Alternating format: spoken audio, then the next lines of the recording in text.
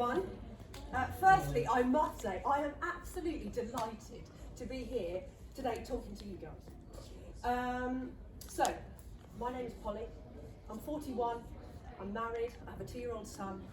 I have an events company. I'm the director of that events company. Woo! And I've had that for 14. Yeah, woo woo. So I've had that for 14 years. But hold on. How did that all happen? Let's go back a minute, shall we? Let's go back. So, 16, left school, 10 GCSEs. Delighted, didn't love school. Great.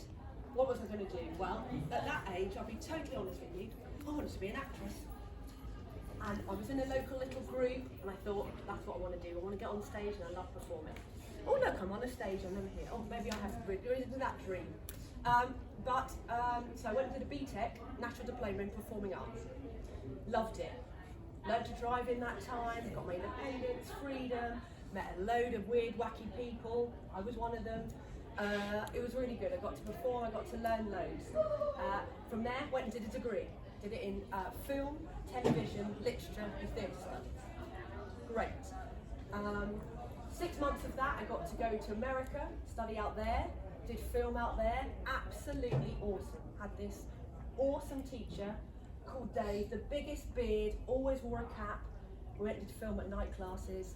He was really cool, and I got to learn about the different types of shot on an 8mm thing. It was really cool, filming it all, putting it in a thing, getting it sent off, learning how to splice it, cut it all together. Brilliant. Came back, learned a bit more about theatre, directed, stage managed, performed tons. Television, got to learn about different camera angles, put magazine, TV shows together and learning about and directing and which camera to do in the studio. Fantastic. Really enjoyed all of that. Loved it. And then when my dream was to get to university and do it, and then was like, oh, I didn't know what the next steps were. So I came back to Suffolk because I went and studied up in York. Came back to Suffolk and was a bit like, so I got some waitressing jobs, got some shop jobs. Beginning of 2005, decided that I'd love to do, lots of my friends were doing a bit of travelling, I wanted to do a bit of travelling as well. So decided to found a charity and decided that I'd go and work in an orphanage in Africa, in Kenya in fact, for a month. So I did a TEFL course online, 40 hours of TEFL course, learned English, to go and teach English out there. Wow! Such an amazing culture shock. But it was amazing until I got bitten and I got malaria and typhoid. And I came back a little poorly, lot slimmer, great, looking good, but feeling a bit poorly. Anyway, I wasn't in hospital. I was very lucky. So while recovering, but I thought my next calling was teaching. Loved performing arts still, loved all of that, and thought maybe realised while I was at university that in fact I wasn't that great an actress. It was okay. There was much better people than me. However, I learned that I did quite like the organising bit. I liked planning, and I liked writing lists, and I could visualise and put people in. So I thought, okay, maybe the teaching thing, because I enjoyed it in Kenya, a bit like that. So I went to the PGCE, really hard, but we passed. Then I had some interviews. Some teaching jobs and was blessed to get one of them. I started teaching in a college in Essex, performing arts and theatre studies. So I had 100 students, I was doing BTEC courses and I was doing AS and A levels. Great. We put on 6 big productions, I was doing some stage management at the time, I was building sets, I was painting at the weekends, I was getting the students in. It was only for a year, at the end of the year, great. The headmaster at the time of the college was really pleased with my work and I got offered more. However, I realised that my life-work balance was totally wrong and that I'm the person that's all in, and I was giving it all to the job and leaving my then boyfriend and family in the background, and they hardly ever saw me because I threw myself into the job. So I decided to say thank you very much, and I would step away and again realised the planning, logistics, I thought that could ease my skill sets. I never said I wouldn't teach again, but I just said put it on the back burner. I ventured where I want to go. Right, felt like I've got a plan. However, I was about 28 at the time, nobody, well, there was lots of jobs, I wasn't even getting any interviews, very competitive, I worked out a very competitive market. But secondly, everybody wanted experience. I didn't have experience in that. I had experience in teaching and other stuff. As many times as I said, I have transferable skills, seemed to be going nowhere. My mum had a big birthday, and she wanted 15 of her friends to go to Spain and have a big, nice weekend of celebrations. So I organised that for her with a friend that I had in Spain who could speak Spanish, and I loved it. I loved this long weekend. Not only did we have a wonderful time, but organising places to go, little sightseeing, and I thought, this event thing is good. I can do this, but how am I going to get into this industry with no experience? I was really lucky. My mum had sold one of her businesses, so she gave me a little bit of capital, and as I couldn't get any experience, I thought, I will employ myself to run events. That's what I'll do. And that is how my company was born. Now, that was back in 2008. The world is a very different place. You guys have social media at your fingertips, but back then it was being talked about, but it wasn't there. So when you think you're going to set up a company, where do you begin? Well, back in the day a little bit more, you have launch parties. So I decided to have a launch party. So I found a nice venue that I thought would be quite good. They provided some drinks and canapes. It was quite sort of posher end, I suppose. And I had some, so I found a venue and did that bit, but I had some promotional photos done by a friend who wanted to start up had a cool camera and wanted to start up his little business there. I had another friend who was starting up doing websites. See, nowadays you do your own websites, but back then I got help to do that. To set up a little website, did this little event, invited lots of business people, lots of people that I wanted to tell that what I was doing, what I wanted to offer, what my business was going to offer. And what it was going to offer was an umbrella of everything.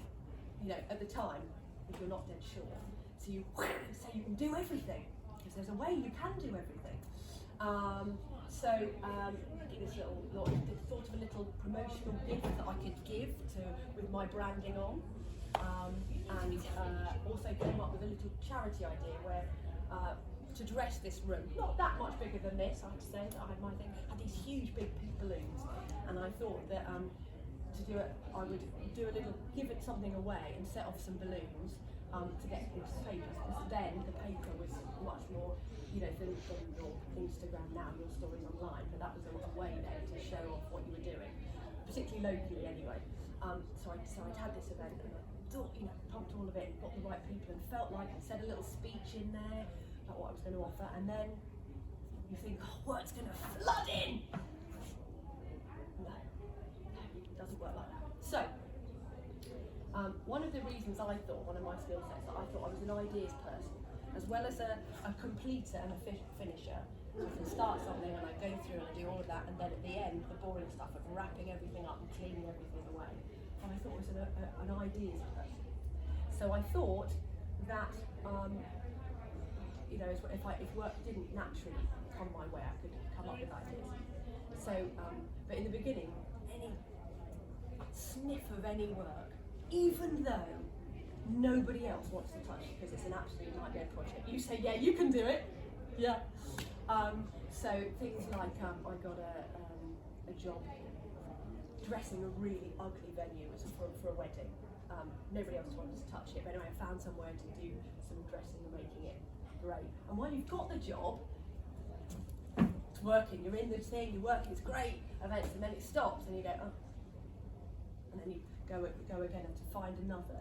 So it's quite hard as a freelancer, because you've got to have the drive, the energy. When it's not working and you're not working, you know, that is really, really hard. So, being an events person, I saw the film Mamma Mia, the first one. I know it's cheesy, but I was a bit depressed at the time, so it cheered me up right at the cinema. But it gave me an idea. So, I'm from Southwold, so I live at the beach. There's a little dance routine. I quite like dance, so I made a little dance routine, and I got friendly with one of the beach shacks in Southwold. And one night, about 5 o'clock, went down, used their electricity, put the music on, and did some kids workshops and did some adults workshops, and we learned a routine. And we had a ball. It was really, really fun, it was. And from there, This is how things work. You have to do it's the hours. Lots of artists will tell you have to keep on. Musicians, you have to do 1,000 gigs and then you get the one that you really wanted. So from there, I went on to do children's parties. It led to a bit of a teaching project.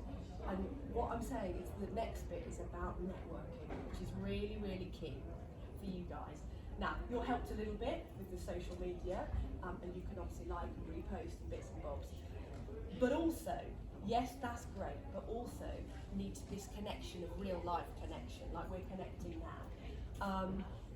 One thing I would say is whenever you go anywhere, and I'm very happy to leave my details and do email me, post this, is that you follow it up with just whenever you go anywhere, networking, and even if this is stuff that you do courses online, just follow it up with a little, really enjoyed today, thanks so much, leave your details on the bottom of it, you know, because, and just, you know, say, oh, if you ever need anything in this area, you know, please do get in contact, get a quote from me or something. And follow that up, you know, around Christmas. Yeah, hi, been following your work on Instagram or whichever platform, really like what you're doing, really, really good. Because it's never wasted. Because you in your mind are already thinking, well, they're not going to, potentially you could be thinking, they're not going to listen to me, what's that? And if you're already expecting a no, then all it is your time of just quickly messaging that. And if one of them comes back with the yeah, or hey dude, yeah, that was cool, hey, I'm doing an exhibition, or I've got this going on, come along if you want to come along to it, great. Doesn't matter how you get your in, or which door, if it's the back door through the window, as long as you're getting into the place you want to get into. And yes, you do have to go round to get in, but it is absolutely possible to do that. So that's one of my tips. I'm going to see if any of the notes that I've missed now. From one of the biggest lessons I learned was actually from an event I did, and in one way, really successful. In another way, So I got whiff of that there was, through local paper, that there was a big boat race happening. And it was stopping off 8 times around the British Isles. And one of them was in Lowestoft, so just up the road from me at the time. And they wanted, I heard that the council had this big green space, like as big as this hangar, and they wanted attractions on this big grass area. Thought, I'm the cookie to do that, I can do that. Brilliant, giant fun day, fantastic, on a Saturday, brilliant. So, split it up, split this big bit of grass up, and I started to design it as I would like it. That's mistake number 1, I'll come back to that. So, split it up, so I had food stalls, and I had sort of different stores like selling vintage stuff and local stuff, brilliant.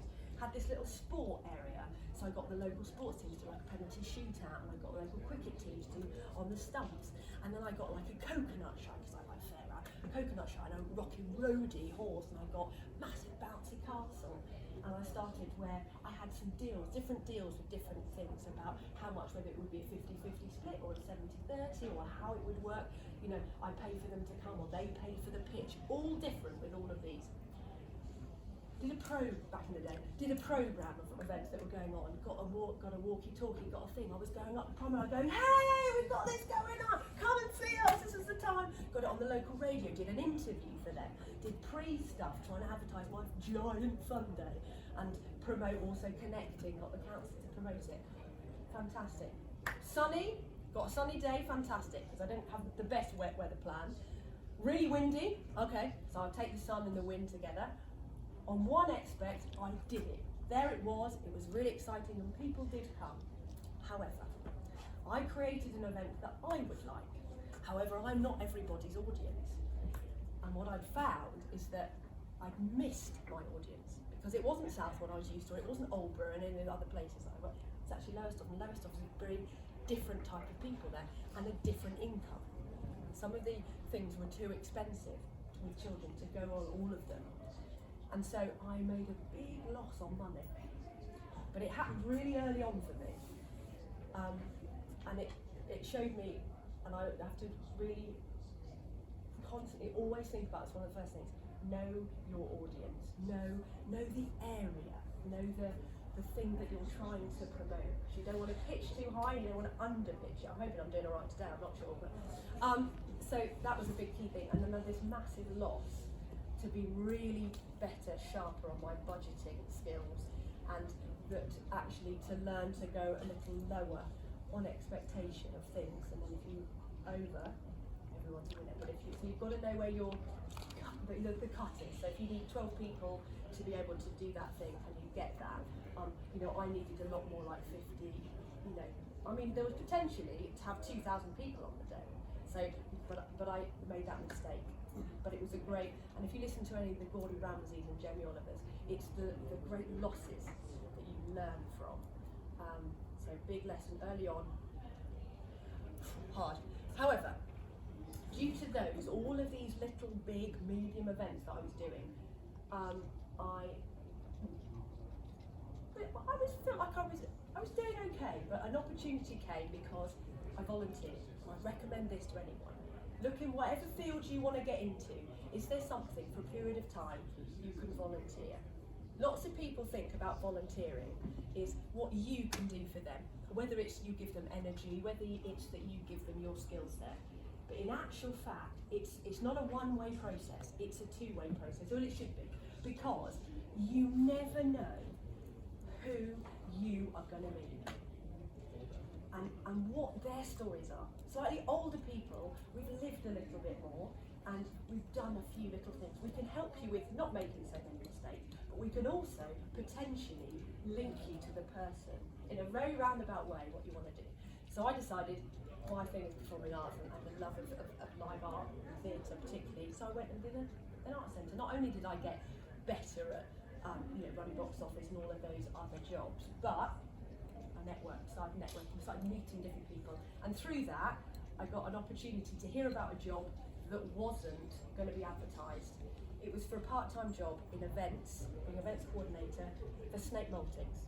Do people know snake maltings? So it's in Suffolk. It's in a place called Snape, and it's the founder of Benjamin Britten. He's born in Suffolk. He's a classical composer. But what that did for me, it did a couple of things. One was, it was a part-time job for a year. It ended up being 7 years. I didn't know that at the time. But it took the pressure off my company. It was for 3 days a week, which basically was my rent. It was that money. And then I had 4 days to still be creative. It was for 2 months of the year. They wanted a few of my weekends, but rest of it was in the week. Brilliant. Long term, it then gave me a pension and other things, which I know now is not important at the moment, but it will be. But also, I got a real chance to be in. When you're there, it had quite a good name. So I'm there, I'm amongst it. It's the most beautiful venue, it's the most beautiful place. 3 big performance spaces. So I'm now with artists. I'm now talking to different types of people. They have exhibition spaces. They have 3 performance spaces, different things from 300 to an 800 seater theatre. Through there, I got to really hone my skills.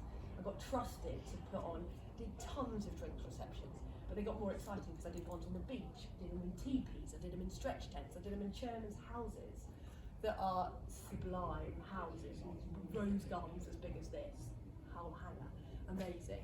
I got to go on 2 trips abroad and actually take 20 supporters to Germany and to Austria to see live classical performances, but also and meet big artists, but also do drinks reception. I had to lead them. It was absolutely fantastic. I started to do bigger parties. Before, all my sort of things I was doing was under 100. I got to do post-night parties for 350 people. That's a different skill set. We've got to think about the flow of buildings, fire exits. I'm starting to do risk assessments. I'm trying to talk to the police and the first aid people because they're really key things. So I'm getting, it's like, yeah, it's really, really good. And from there, again, I was asked to do an event for the chairman in his garden. He invited lots of high-level people, and one of those people were the owners of Penham Park, which is where Latitude Festival happens. And there is currently where I work, but I work on the whole estate, and they've got a wonderful barn there, and I run weddings and look after some accommodation. But through promoting those people, I got an in to work at the festival back in 2018. So it all is this connection of just random people meeting, and can I just take your details? And I just took her details and followed it back up and sort of pushed my way in to see this barn to get to the festival. Absolutely awesome. And a lot of these, I've had lots of you have like these little mini interviews, and that one was on the telephone, which at the time, I talk on the telephone all the time, but doing an interview, now it'd be more Zoom and FaceTime, but before it was on phone, really hard to judge. So a lot of these, I've been to 5 or 6 interviews and actually phoned my mum afterwards and said, I've absolutely flunked it and have done absolutely awful. And then a few days later they phoned up and said, oh, actually we're quite interested, do you want to come and do it? So it's really, sometimes you can feel like you've done a really bad job and actually you've not done as bad as you think. But working, so I was blessed and asked to do work in the production team at Latitude, and that is the hub. Have you guys all been to Latitude? Yeah. So where the big main stage is, there's 2, and you've got the big BBC tent sort of thing that's there. Production is behind that. So, but everything comes into the production team. So all the artists come in, but you also deal with problems like toilets, hundreds of toilets, showers. I tell you what, the toilet line must go off at least every half an hour. There's some message that it's blocked, and you've got to go and get the guy to go over there and sort it out in the different. It's a big 4,000 acre park for that festival, so it's huge. You're all on walkie-talkies, and you've got to be on certain lines, and obviously you've got to stay off the ones where the security are talking and all of those. But to see that run is absolutely amazing. And the artists, some of them you that come early before the festival, and the bit, because it runs from the Thursday to the Sunday, and you've all got to eat, and when you're a working production team, you're allowed 3 meals and get your vouchers and you go and get meals and everything. And some of the artists are great and really, really cool, and some of them just literally, like, they're not going to come in, fly in and fly out again. Literally, because you can there. When I was working at Snake Maltings, the artist there is sort of it's different. They're obviously classical, a little bit more classical artists there. That you again, if you can eat with an artist, because they're getting food and you're hungry and you're going to get food. At Snake Maltings, there's just music going on all the time because there's 3 performance spaces and you're walking around. You can hear music and you get to talk to them what they're doing, and you can follow them, and they're really, really cool. However, some artists, and the higher that you get, can be real divas. They just can be, because they just are. I always say my rule is kill them with kindness, and you've got to be ultra prepared. One of the things I found with divas, what tended to happen is that quite a lot of events that I was doing, particularly at Snape, was about I wanted them they'd have a big show, they'd have a big performance, and what would happen, of course, they'd go out on celebration, and then I'd want them the next day to meet some performers, to meet some supporters, and they'd have a stinking hangover and be really grumpy, and they needed coffee, and they would be really late to your event, and these people had probably, supporters particularly, had sponsored their concert and are really excited to see them, and they are not on form. And so what do you have to do? Well, you have to be ultra prepared. I have a little kit bag, and in that kit bag is loads of useful stuff. You'll find that I've had ones where they've not brought the right clothes, and so they borrow somebody else's clothes, and obviously they don't fit and they look awful, and so safety pins, sewing kits are great things to have. Obviously, get there so much earlier than you need. Have coffee planned for somewhere, because coffee is a great, like, to sober up, give them energy or not, and just think ahead, a couple of steps ahead of them, and a lot of looking after them, and it's going to be all right, and it's fine, and you've got to know the people that they're potentially going to meet, so to help them so they don't put their foot in it, because they're not quite thinking. So if they've got these hangovers, not every artist is like this at all, but it is useful to have, that help. I wanted to try a little exercise. One of the things, because a lot of you guys are maybe thinking about being freelancing, and one of the things that I found, and I still find really difficult to do, when someone comes and says, I've got this idea and I want to put this on an event, and it's going to be like this, and it's for these people, it's going to be roughly these people here, and I've found a venue, or I want you to find a venue, and it's free, or we're going to charge us to get in, is how much to charge for your time, your skills, your knowledge, your research time. So, when I first started, my company, one of the things was to try and work out how, what my monthly outgoings were. Because then if I could understand that, then I could work out how much I needed to charge, and how would I cover my cost, and how I would then make profit. So I wondered, have a little go. So, what are your monthly outgoings? Just what we're going to do, I've done some figures for me, so don't worry about figures. Oh, this is not a great pen. Oh. Let's start another one. Is this one any better? Let's see. Oh, not much, but no better. So, anyone got any suggestions on what your monthly outgoings are? Rent, good. I'm going to write them on this one, and then I'm going to put them because I've got a little count. So rent, absolutely. What else do you pay monthly? Anything from the car, so insurance. Car, great. Car. I'm not in the MOT monthly. No, that's good. MOT, all good. Yeah, so car, insurance, MOT. Yeah. Phone, absolutely. On here, you might, what else did I put down? I'll put down breakdown cover on mine as well. Okay, mobile. Food. Yeah. Anything else? Internet will go with mobile. Yeah, so I've got it here because you could also do computer or laptop or whatever you've got. You said, what's the other thing you just said? Internet. Obviously, I've got a big one of fuel, which you've heard of all the fuels mad at the moment. Fuel in two ways, because you've got fuel here for petrol, and you've got fuel bills that are going to go with your up here. Great. Anything else that you pay monthly on? Yeah, we'll put that as your fuel and energy bill. Yeah. Good. Good list. Any debts you've got? Debts. Oh. I know. But so true. The debts, we don't want those. Do you guys know all of gym memberships as well? You guys? Gym memberships? So membership. Right. Yeah. Anything else? I'll tell you what we haven't got on here. We haven't got anything going out.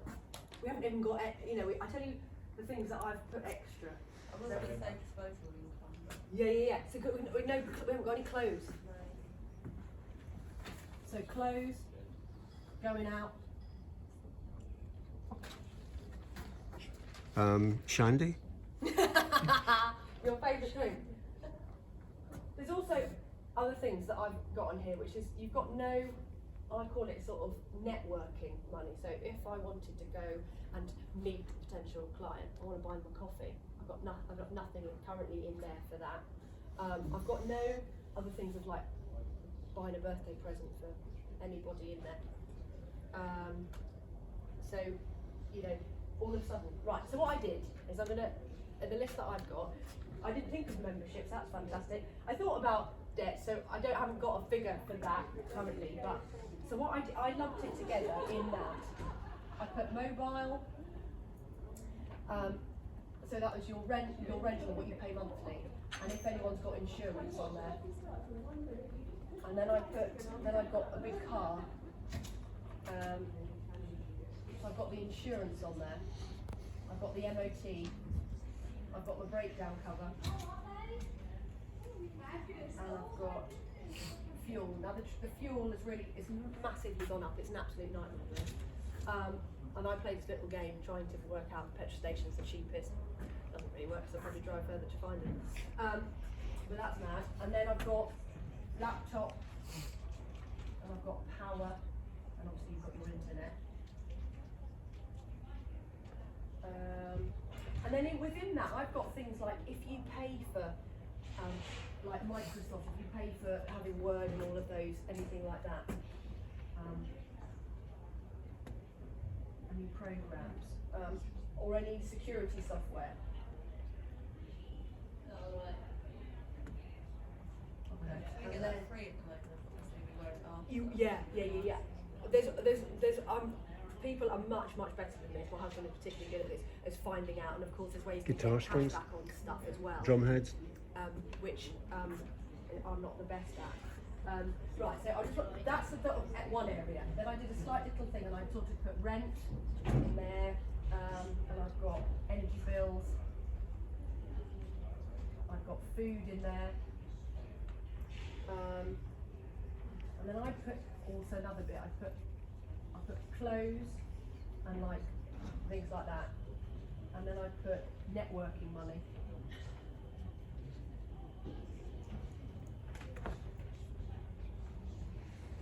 And then on here as well, I put business courses, because you might, there's so much free stuff now, but you, about when I was starting, a lot of these things at networking you'd have to pay, but there's now other ways, because you can do stuff online. So do the stuff online where you can still network. So I'd worked it out, it's just a little bit for me. So the first little section up to about here was 100 and, let's call it 175. Got to do that. The next little section here, rent, energy bills and food, I put about 800 for me. And then I'd said here, for clothes and other bits and bobs, 50 quid, which is really not very much at all. I tried to put there, and a bit of networking money. So in the tent, I'd said it was about £75. The other thing that wasn't in it, which I later thought of, was I've got no other office supplies. I've got no, I'm a little bit old school, so pen and paper, but I've got no ink for my printer, post-it notes or wall planners, anything like that that help you. That isn't enough. But currently, for me, it comes out at, so just over £1,000, and that's really me being, I'm sure there's things I've forgotten in there. So if this, I need this, and I'm still a few things short, but I need over £1,000, and I've charged myself, I'm just picking it up, if I charge myself at £20 an hour, I've got to work 53 hours just to get to that point. So once you have a rough idea, that could be a good figure, £20 an hour, or it could feel quite low to you. But from there, then you're offered the opportunity to do the job. And a lot of the time, you think about, right, the event, so you work a little bit backwards, you go, right, so I've got this event on Saturday night, the event's going to run for 2.5 hours, but potentially I'm going to be there the whole Saturday, so let's give it 12 hours. And then on the Friday, I'm gonna be given the keys, or I'm gonna be able to set up, and I've got, lighting guy coming in, be giving me some lighters and stuff. I've got my lovely big posters there going up on the Friday.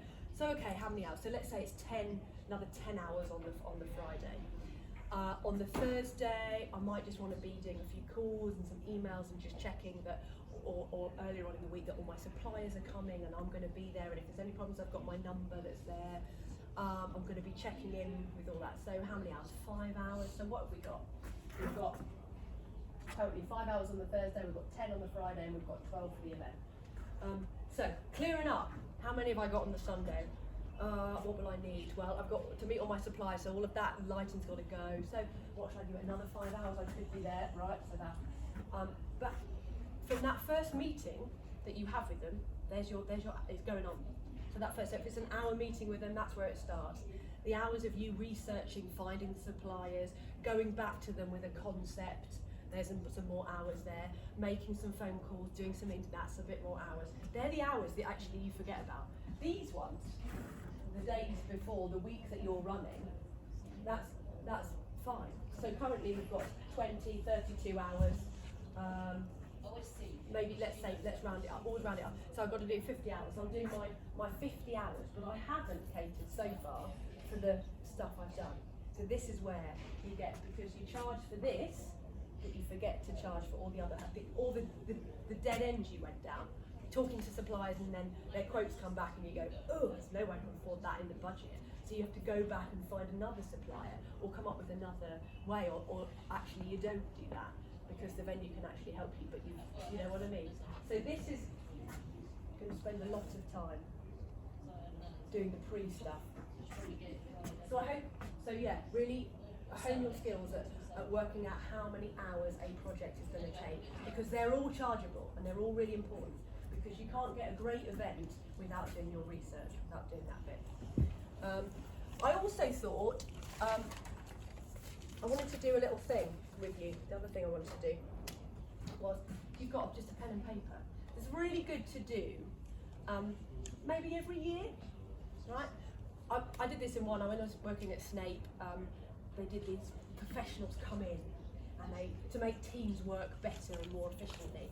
So they I want to split you a bit of paper. I want you to do a line one way and lines. Basically, you've got 4 boxes. Yeah. In the first one, under the header, you write strengths. Yeah, one of those. Strengths, weaknesses, opportunities, threats in each of the things. Just want you to think about you guys. Just want you to try and write, if maybe you're really good at this and you know and you've got loads. But maybe I just want you to write one in strengths, one in weaknesses. So what's your strengths? What are your gifts and talents where you are now? What are you guys really good at? You're pleased that you're good at it. It doesn't mean you can't get better at it, but if it's easier, this is a moment, if it's easier to talk to the person that's next to you, because sometimes it's really, not easy to be, promote yourself. So you can say, hey, what do you think I'm good at? And then I want you to try and be quite honest and say what you're not very good at. And I'll start, because I've done some for me. But also think, going forward, being a freelancer, that could be the other thing. What am I really good at? But also, the opportunities is an interesting one. What opportunities could you get involved in or do that you don't currently do, or that's out there? And then the last one is threats. Threats to your company, your business. All right, I'm going to give you a couple of minutes.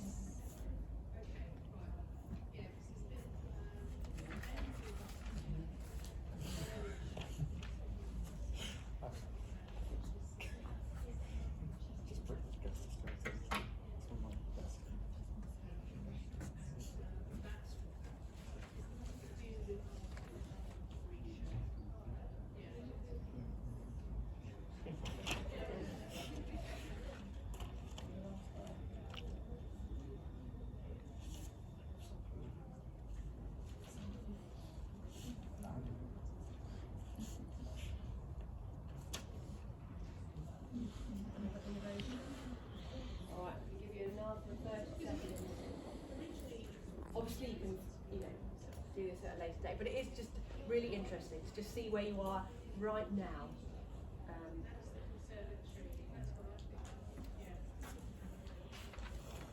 I know I find it quite interesting.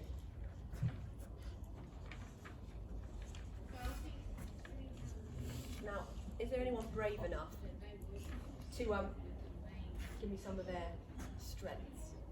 It could be quite broad. Shall I start? I'll start, look. So my strengths is my experience and my knowledge, particularly within my field. I feel. I think my company, which is me, I'm the USP to my company, it's me. My profile locally, that might be quite small, but locally is okay, it's good.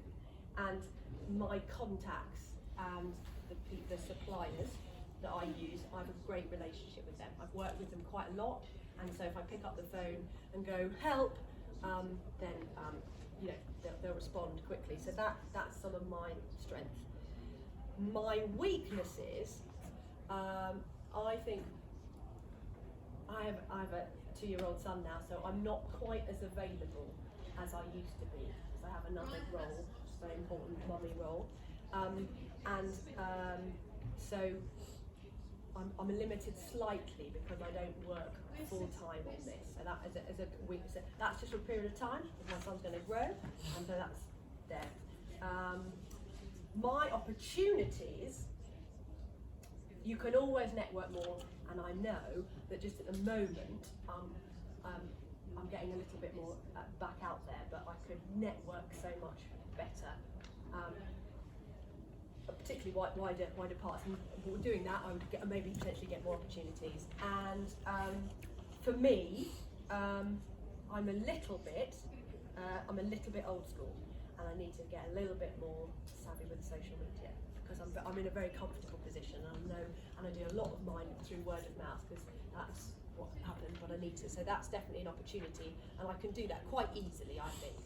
And threats, one of the threats is that there's always people like your lovely selves coming up underneath me that are quicker, more savvy, you know. One of the things being slightly older is that you have that knowledge of making mistakes. Is a plus, but yeah, that's always a threat, and that you don't quite move with the current trends. And I get a bit stuck in my ways a little bit, and so I know you do this little thing, and you've got to constantly be moving forward. So that's what I did for me, which I found very interesting. So anybody else pick up anything else? You started this lovely. I'm really sorry. What's your name? Stacey. Stacey. Come on, Stacey. Yeah, go on. We do it quite often in business. Good. So we do. Go on. So go on. So I've just put strengths like teamworking, ambitious, hardworking, passionate. Great. Do like a big one. Yeah, that's good. Weaknesses: too competitive. Do not take. So too competitive within yourself. Yeah. Okay. And people and others. Okay. I don't take criticism well. Impatient, inflexible. I've got 4 children, so inflexible with time sometimes. Yeah. And I'm quite demanding. So the next step for you, if you do this quite a bit, is to take those points. And how can you make yourself? The 4 kids thing. That's 2 of them are older, so yeah. one's 17, one's 18. Yeah. So that's just about, I would say, just clever planning and there's time. Organisation. Yeah. Competitive with yourself. I mean, use that as drive, determination. That's good. Yeah. Don't be competitive so much with people outside. Use those as a spur on. Yeah. Do you know what I mean? But don't make that as a negative thing. Yeah. What is your opportunities then? So I'm half okay with social media, but I'd say it would be improving on technology and social media. There's stuff out there. I had a really brief quick look, and there's free stuff, and so go do it. And then obviously networking with people. Yeah. Lovely. Do you find that hard? No, not do really. people generally networking? Do people do a lot of it on social media? Do you like and repost? I mean, do you do? And here as well, you like different courses and stuff. You get guest speakers in who then you can then network, like with my dissertation. Someone I spoke to in one of my courses has now been really helpful with that, and then brought us. So becoming like a bit of a mentor? Yeah, and then obviously helped us with we're now going to do a sustainability course because of that. Brilliant. Well. So that's an Awesome. opportunity. So Great. and then I didn't really finish, but I did the threats competitive market in November. But every market is competitive. But sometimes going alongside someone and watching what your competitor's doing is fantastic. It is a really important thing, because you can learn from their mistakes also. You know, so you don't have to make all of them. You know. Any guys else? The guys at the back. One of my strengths is reliability and respect. Great. Professionalism is another lovely key word in there. Absolutely. That you turn up and that you say what you do. Excellent. What are some of your weaknesses then in My there? biggest is like, I don't like discussing money. Okay. And do you know what? That in freelance terms, that is the biggie one. That's in a little way. When I did this, I was chatting to a friend of mine who is he's a tree surgeon, and he's been given this opportunity to work completely left ball, but to work on film sets, doing this big jungle thing, and they wanted a guy that could.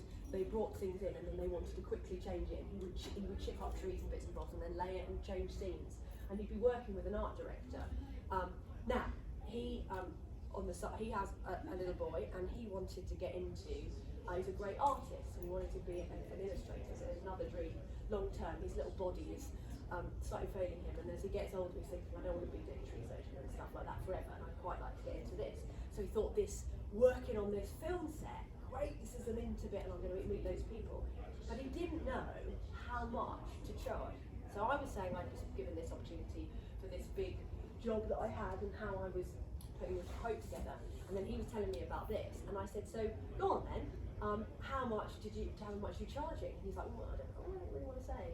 And so in the beginning I do, and I sometimes don't now want to talk about the initial how much I charge hourly or if I'm putting a project together. And he said, I find this so difficult, and it's really, so sometimes if you have someone you trust, maybe talk to them and say, does this add up? But this is where your sums a little bit help. You know what your costs are and what that means to you, how many hours will you have to put in. But you've got to find a way to talk about it, because what will happen is you'll do great work and you won't be paid for it.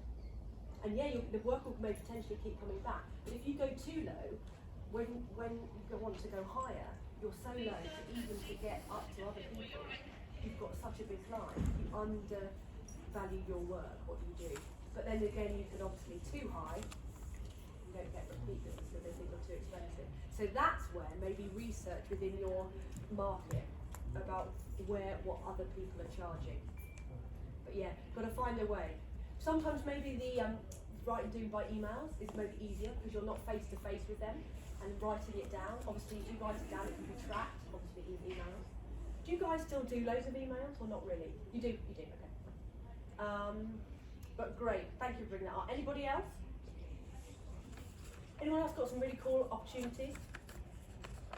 I don't know how long I've got left. Paul, can I just ask a question? Yeah. Partly because I know that a lot of these guys are going to enter the market as freelancers, or maybe just do some freelance work. Yeah. But is there a time when it's okay to work pro bono? You know, like for free. Is that something that you've done in the past, or is it something that might be a useful thing, or not? In the beginning, you have to be really, really careful. But when you're trying to get experience, yes. So that's your volunteering, and then doing things like helping on an event to get experience. But the reward is that you get photos of the event. You get to obviously whack it on your Instagram, things like that. So you are getting something, but you're not being physically paid for your hours that you're involved. But and maybe they're gonna that's a networking thing.